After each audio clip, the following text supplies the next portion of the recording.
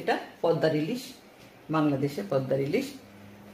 এই ইলিশ মাছের উপরে যে রেসিপিটা আমি দেখাবো এটা মালাই, ইলিশ মাছের মালাইকারি। আমি ঢাকাটা খুলে নিয়েছি, তেলটা ঠান্ডা হয়ে গেছে, কালো জিরা তো ভাজা হয়েই গেছে। এরপরে আমি কাঁচা লঙ্কা ফোড়ন দেবো। এবার গ্যাসটা জ্বালাবো।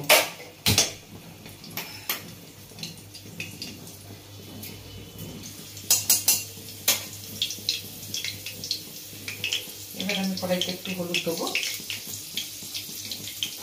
একে একে মাছগুলো দেবো।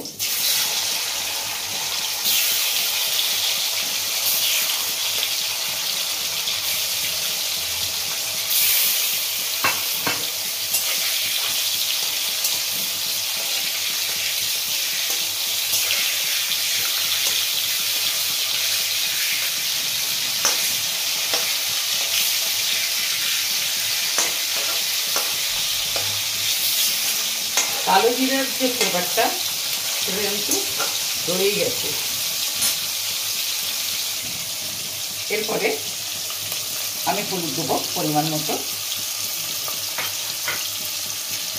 লঙ্কা বাটা,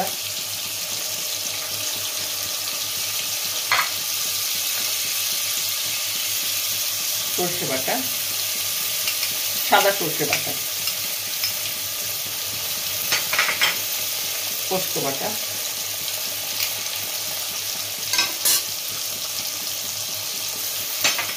আর কাঁচা লঙ্কা বাটা।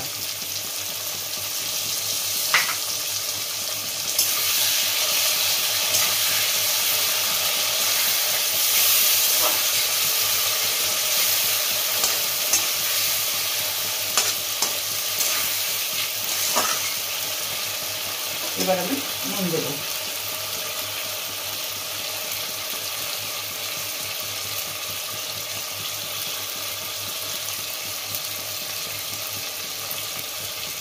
আমার সব মশলা দেওয়া হয়ে গেছে, বেশিক্ষণ এগুলো ভাজবো না।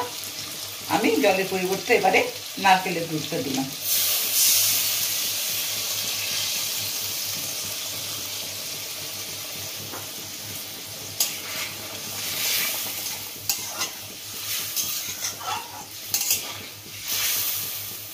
ব্যাস, এটা ফুটে গেলেই রান্না কমপ্লিট। এটাকে আমি ফুটতে দেবো।